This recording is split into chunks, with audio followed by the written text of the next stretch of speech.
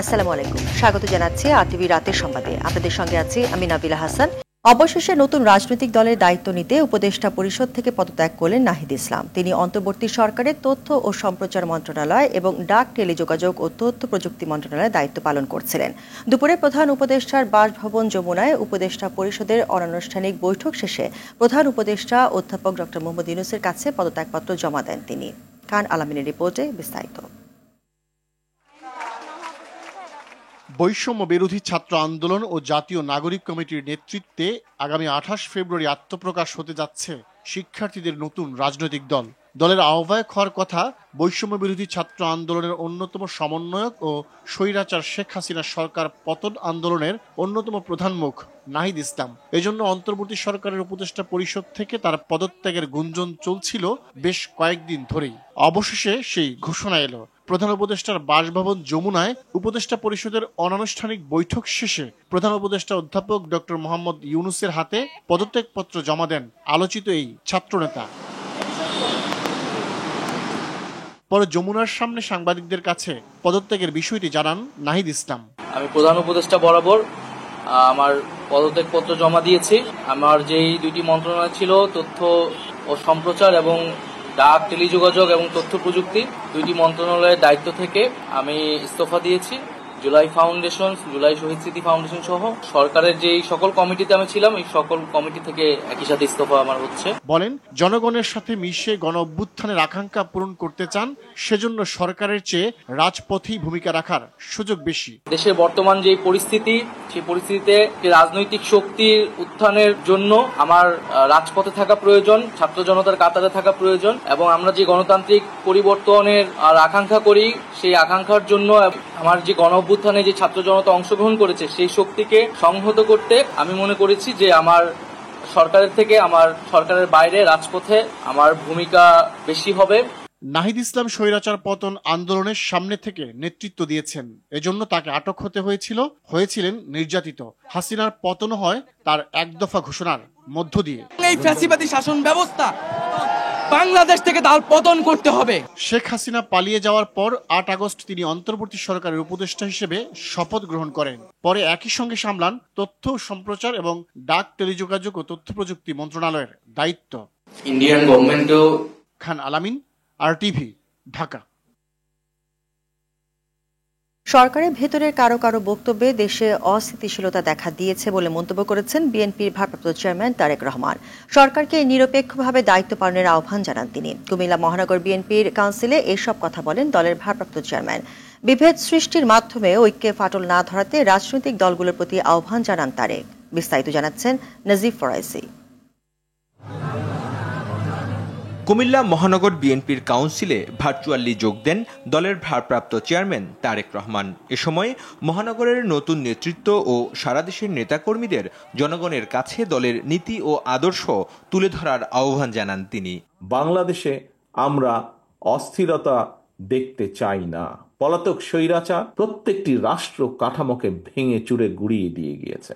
দেশে স্থিতিশীলতা নষ্টের জন্য সরকারের ভেতরের লোকদের দায়ী করেন বিএনপির ভারপ্রাপ্ত চেয়ারম্যান।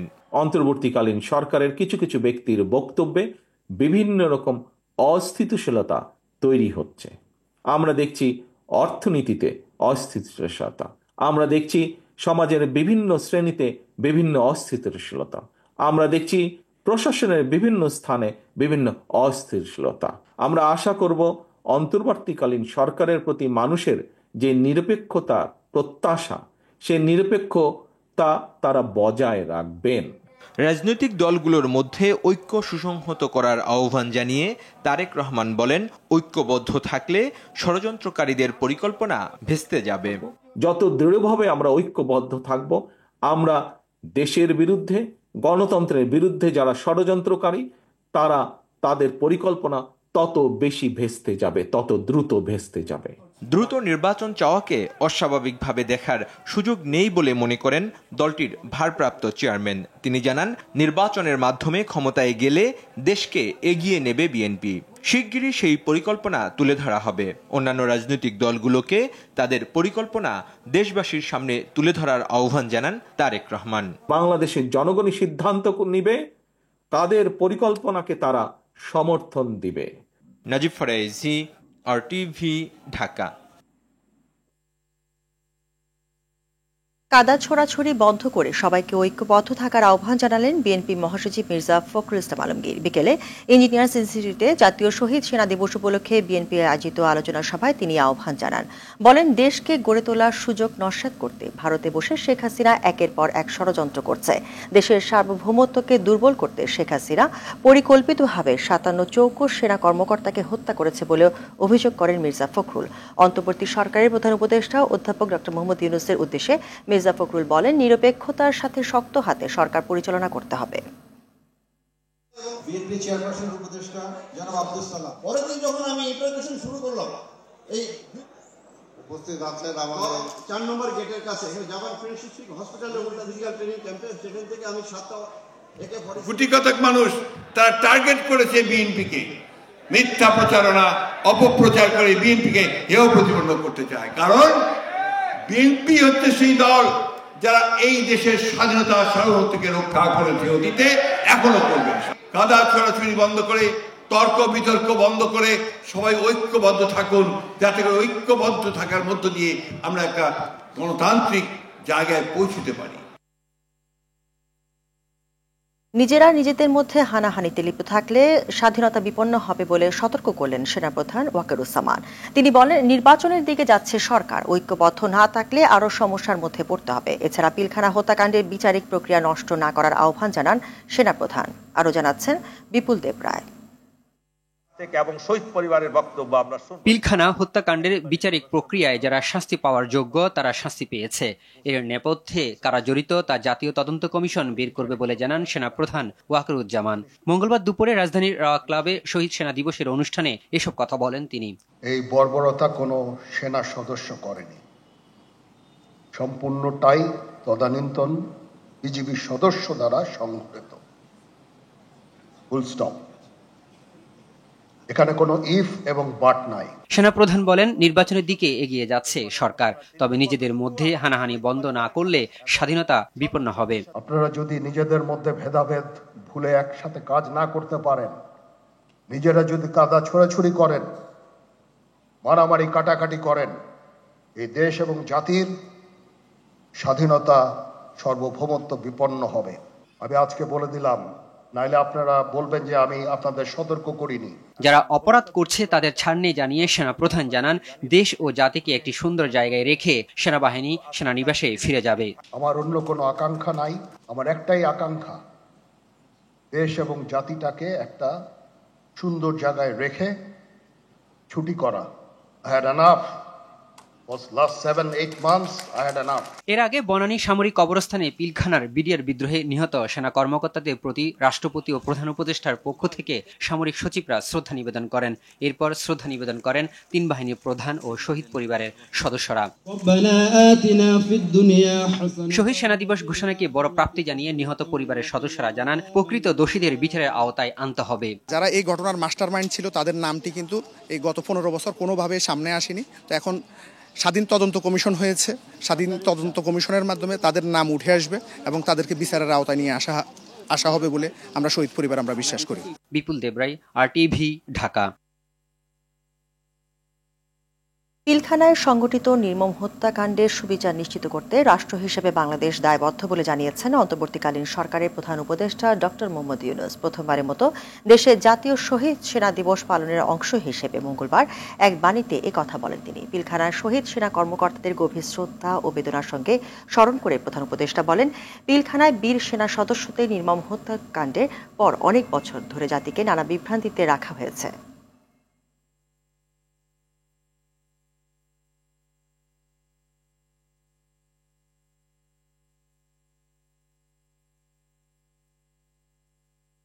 সাবেক প্রধানমন্ত্রী শেখ হাসিনার নেতৃত্বে আওয়ামী লীগের যোগসূত্রে 2 দিন ধরে পিলখানায় হত্যাযজ্ঞ চালানো হয় বলে অভিযোগ করেছেন বিএনপি মহাসচিব মির্জা ফখরুল ইসলাম আলমগীর। জাতীয় শহীদ সেনা দিবস উপলক্ষে সকালে রাজধানীর বনানীতে সামরিক কবরস্থানে পিলখানায় শহীদ সামরিক কর্মকর্তা ও সদস্যদের কবরে শ্রদ্ধা শেষে এই কথা বলেন তিনি। দেশের নিরাপত্তা ব্যবস্থায় আঘাত আনতে এই ঘটনা ঘটিয়েছে বলে জানান ফখরুল। গণ অধিকার পরিষদের সভাপতি নুরুল হক নূর বলেন, পরিকল্পিতভাবে সেনাবাহিনীকে পঙ্গু করা পিলখানা হত্যাকাণ্ডে সুষ্ঠু তদন্ত প্রয়োজন।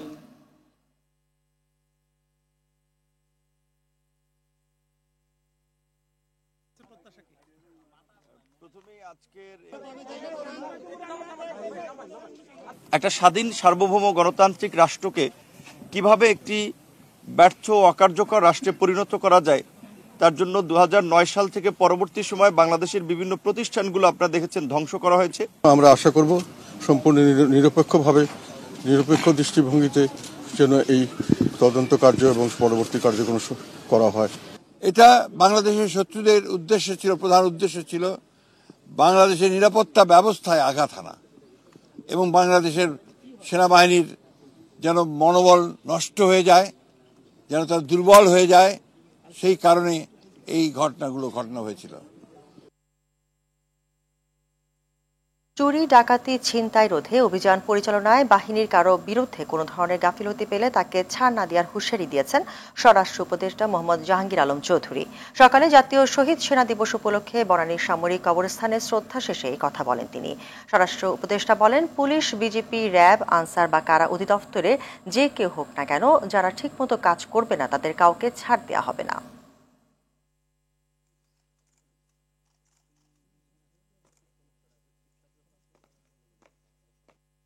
স্যার হোক বা কারা হোক, যারা এটা মানে ঠিক মতো তাদের কাজ যদি কেউ না করে তাদের আমরা আইনের আওতায় নিয়ে আসবো। আমরা কিন্তু শহীদ সেনা দিবস ঘোষণা করেছি এবং আজকে এই শহীদ সেনা দিবস হিসাবেই কিন্তু পালন করা হচ্ছে।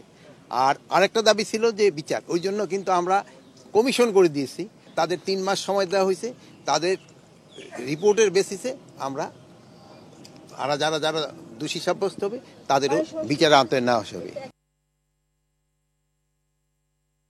দেশের 3টি মন্ত্রণালয় ও ফ্যাসিস্ট আওয়ামী সরকারের সময় দুর্নীতিবাজ আমলাদের তথ্যপাত্র দুর্নীতি দমন কমিশনে জমা দিয়েছেন দুর্নীতি বিরোধী জাতীয় সমন্বয় কমিটি। দুপুরে সেগুনবাগিচায় দুদকের কার্যালয়ে বেসামরিক বিমান ও পর্যটন মন্ত্রণালয়, গণপূর্ত মন্ত্রণালয় ও পানি সম্পদ মন্ত্রণালয়ের বিরুদ্ধে নানা অভিযোগ তুলে ধরে কমিটির সদস্যরা। তারা জানায়, ফ্যাসিস্ট হাসিনার আমলে দুর্নীতিবাজ আমলারা দুদকের দুর্নীতিগ্রস্ত কর্মকর্তার সাথে যোগসাজশ করে এখনও শপথে বহাল রয়েছে।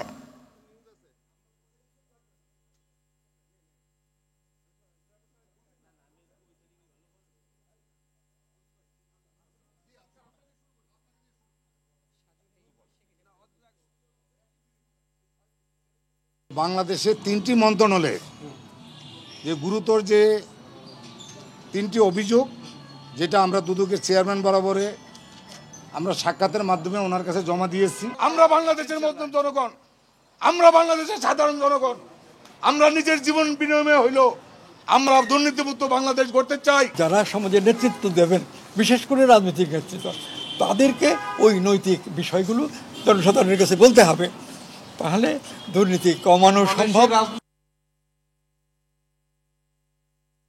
বিএনপি ভাইস চেয়ারম্যান ও সাবেক মন্ত্রী আব্দুল্লাহ আল নোমানের মৃত্যুতে রাজনীতিতে বিরাট শূন্যতা তৈরি হয়েছে বলে মন্তব্য করেছেন দলের মহাসচিব মির্জা ফখরুল ইসলাম আলমগীর। তার অবদান জাতি কোনোদিন ভুলবে না। তার মৃত্যুতে শোক জানিয়েছেন বিএনপির ভারপ্রাপ্ত চেয়ারম্যান তারেক রহমান। শোক জানিয়েছেন প্রধান উপদেষ্টা ডক্টর মোহাম্মদ ইউনূসও। শুক্রবার চট্টগ্রামের রাউজানে পারিবারিক কবরস্থানে দাফন করা হবে তাকে। রফিকুল ইসলামের রিপোর্টে বিস্তারিত।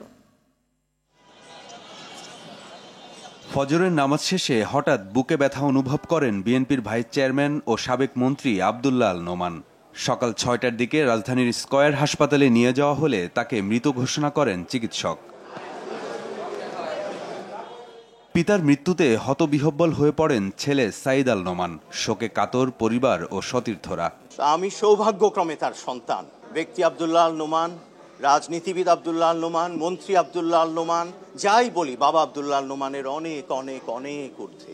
বিএনপি নেতারা জানান, দেশ পুনর্গঠনের সংগ্রামে আব্দুল্লাহ আল নোমানের মতো রাজনীতিবিদদের বড়ই প্রয়োজন ছিল।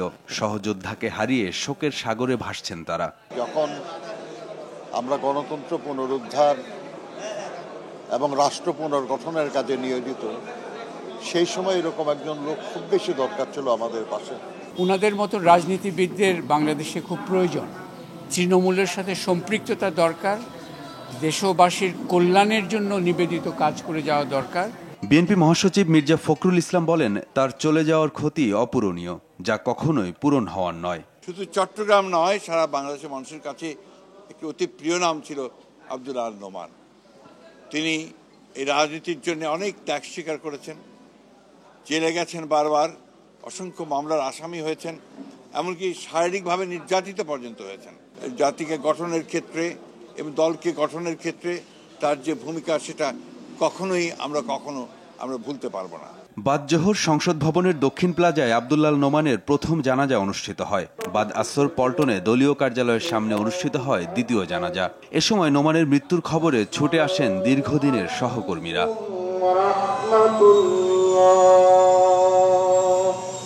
বীর মুক্তিযোদ্ধা আব্দুল্লাহ নোমান 1991 সালে চট্টগ্রামের কোতোয়ালি থেকে প্রথম সংসদ সদস্য নির্বাচিত হন। 1991 সালের নির্বাচনে বিজয়ী হওয়ার পর মৎস্য ও প্রাণী সম্পদ মন্ত্রণালয় এবং 2001 সালে নির্বাচনে বিজয়ী হওয়ার পর খাদ্য মন্ত্রণালয়ের মন্ত্রী হিসেবে দক্ষতার সাথে দায়িত্ব পালন করেন। রফিকুল ইসলাম, RTV, ঢাকা।